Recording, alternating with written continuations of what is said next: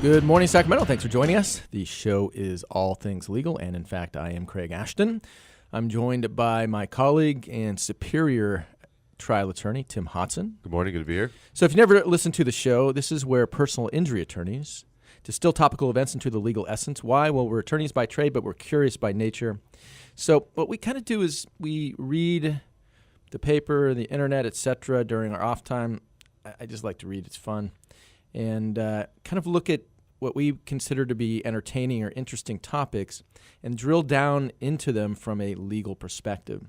So today is no different.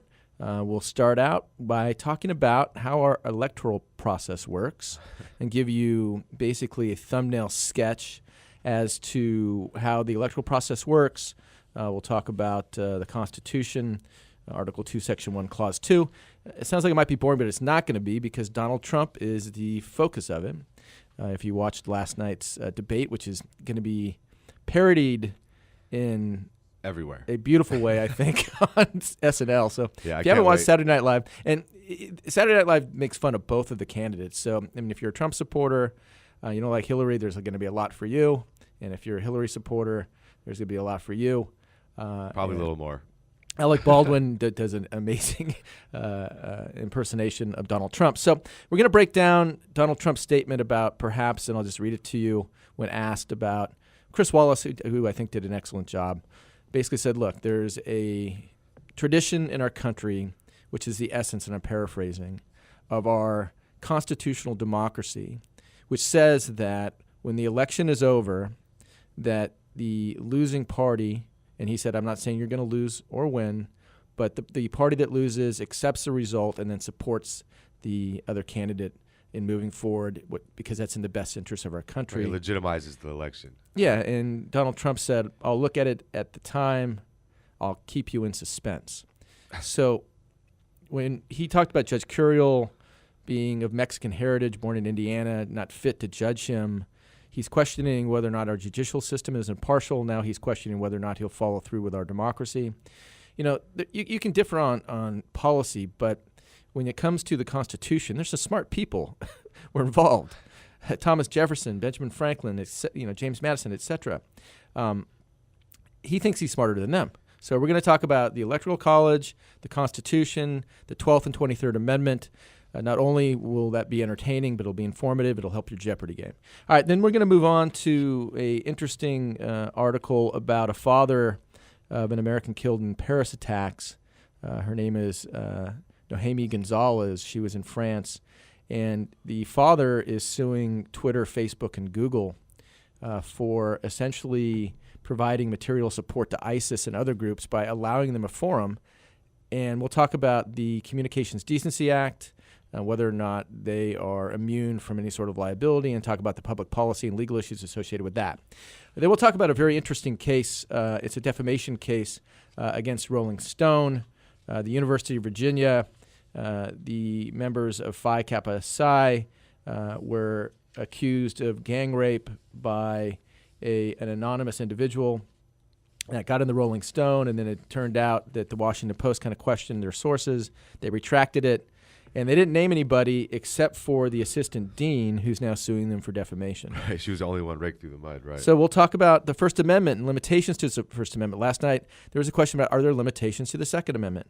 Well, there's limitations to all the amendments. I mean, you can't defame somebody. Fighting words, those things are not protected by the First Amendment. The government can step in and control that.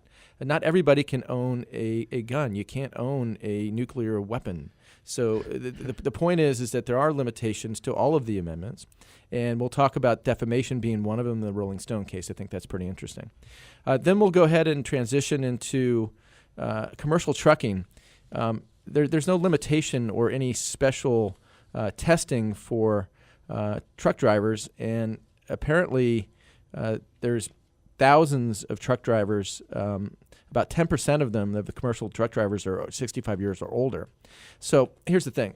We're not saying that at that age you shouldn't be a truck driver. There's a woman, 73 years old, just a beast, did the Western States 100-mile race from basically Squaw Valley all the way to Auburn. And, so age is not a limitation. But the question becomes whether or not there should be special testing for reflexes, eyesight, etc., associated with people that are driving, because there's 48,000 truck drivers, and almost 5,000 of them are 65 or older. Some are in their 90s. And there has been an uptick in accidents and deaths, and we'll talk about that. We'll go ahead because the holiday season is coming upon us quickly. I just saw a first Christmas commercial, which it's not even Thanksgiving or Halloween yet, man. Come on. It's like Santa Claus is talking to me already. So it's like, holy moly.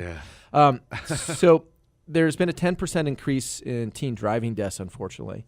And we'll just kind of break down. There's 3 different reasons for it, and they're probably not what you think, so we can break that down. I was actually surprised, actually. Yeah, me too. So that'll be interesting from a legal perspective. We'll talk about the law of negligence.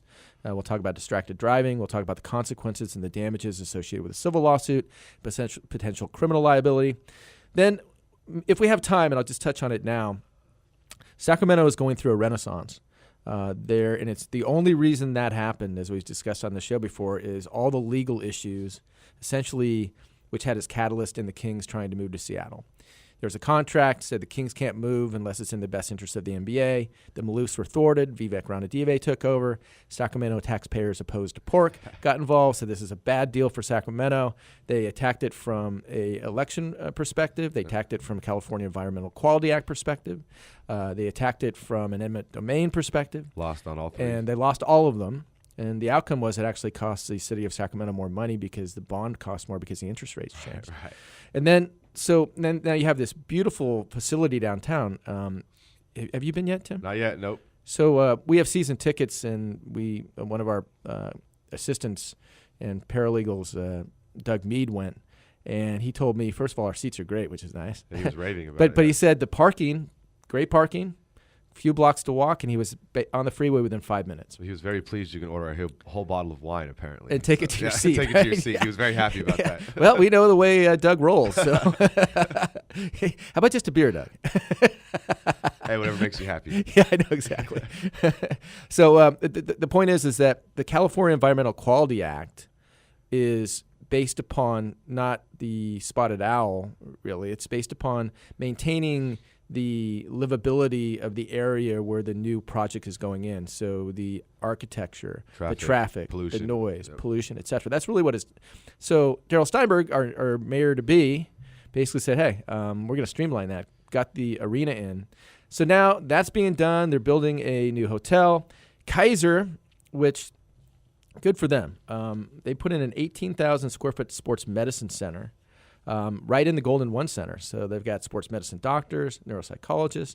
They can give a neuropsych test to high school football players, test their cognitive ability, and if they get a concussion, they can see if there's a change, which I think is awesome. Yeah, it's open to the public, yeah. Yeah, so anyway, so that's going in, and then there's a new infill going in at 8th and K, which the Kings are doing, and then now we're going to renovate the convention center, it looks like, and the community theater for sure, $83 million going in. So about $3 billion is being spent. Your courthouse, too. And you might have been against it, but if you're looking at it objectively now, what's happening in Sacramento, the people are doing, they're super switched on.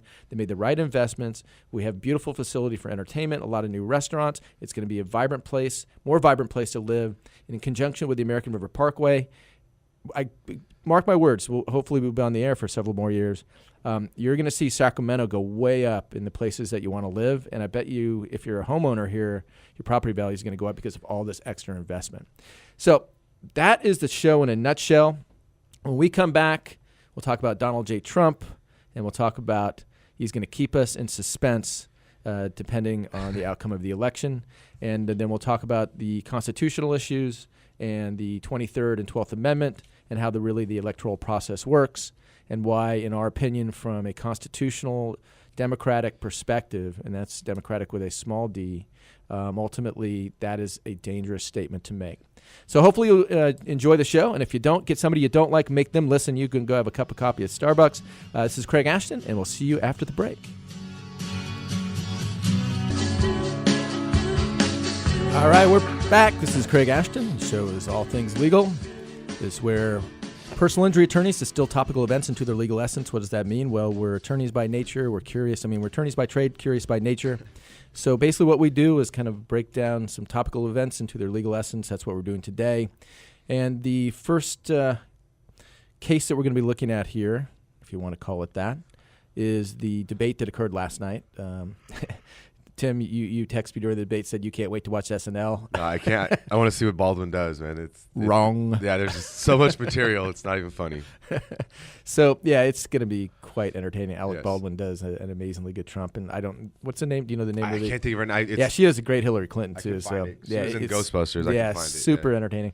So basically, the thing that got me when I was watching that is you can have differences of opinion on what we do in Syria, Aleppo, Iraq, what's going on in Mosul, differences of opinion in regards to our tax system, how we tax, how we spend our money, what's going to go on with Social Security, how we extend it, etc. But the things that you got to really pay attention to, in our opinion, from a constitutional legal perspective, is calling into question the system that we enjoy. Because you know what? We got problems for sure, but we are by far the best system in the world in regards to our liberty, in regards to our freedoms, in regards to our respect for personal justice, etc. I mean, if you travel around the world, there's some great, great countries. But most of them do not have a system that allows for the judicial integrity and freedom that we enjoy in this country. And it all goes back to our beautiful Constitution. And the Constitution is the supreme law of the land from which all other laws flow. So if a law is passed which conflicts with the Constitution, then it is deemed unconstitutional and no longer applies. So Donald Trump has made some statements which are troubling to us from a legal perspective. Trump University is being sued for fraud. And ultimately, Judge Curiel is the judge. I think he's in San Diego. Yes. And he happens to be of Mexican heritage. He was born in Indiana. And then Donald Trump basically said he needs to be recused because he is from Mexico and because Donald Trump wants to build a wall. Has insinuated that, I think he said illegal immigrants here, they're not sending their best. They're sending their criminals. They're sending their drugs. Some of them, they're rapists. Some of them are good people. And so he says, based upon his outlandish statements, which are hyperbolic, based upon a really lack of understanding of how great Mexico is. And by the way, I'm going to a wedding in Mexico 2 days after the election, so we'll see what happens here.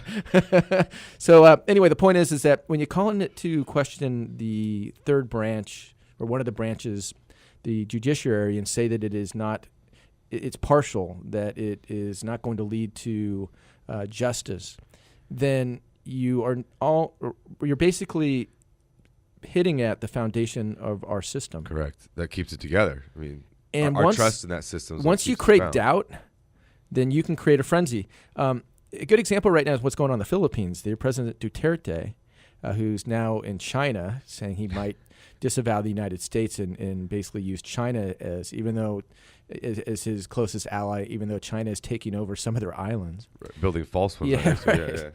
Yeah. So the point is Duterte basically said, forget our Constitution, whatever. If you see a drug dealer, shoot them. You have my absolute authority. You will not be prosecuted. And so thousands of people have been killed in the Philippines, and they're putative, purported drug dealers. But the rule of law is gone there in regards to that aspect. And once you lose the rule of law, that type of thing can happen. Absolutely. So you can see how fragile a democracy, because the Philippines is democracy. And once you get somebody who says, look, I'm not going to pay attention to our Constitution, I know better, it's a really slippery slope. It's dangerous. And this is not, we're not endorsing Hillary Clinton. We're just saying, look, man. If she would have said this, we would have been You are on not her smarter than Thomas Jefferson. You are not smarter than the founding fathers. So knock it off. You can have differences of opinion, but don't call into question our system and say that it's not working. There are judges that you can say, look, there's an issue. There was a judge, I think, also in San Diego, is probably going to be off the bench because he's making sexist statements, Correct. Racist statements, etc. There's no room for that. No. That's what happens. But just because somebody's father was born in Mexico and the judge was born in Indiana, can't do that. So basically what we have in our Constitution is the Article 2, Section 1, Clause 2 of the Constitution requires that each state legislature determine how electors for the state are to be chosen. There was a debate as to whether or not we would just go majority popular vote, which, a state like California with 30 million people would give a pretty significant advantage probably. Right. Because, that's basically probably 10% of the vote coming just from one state. So one out of 50 states gets 10% of the vote. So what they did was still allow for a weighing system to give states with more population more of a say in the Electoral College.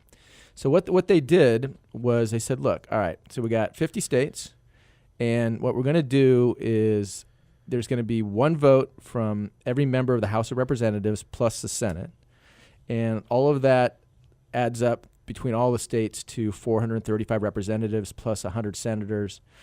So that's plus 3 for the District of Columbia. Correct. So 538 is the number of electors. You have to have an absolute majority under the 12th Amendment. So the 12th Amendment provides that the Electoral College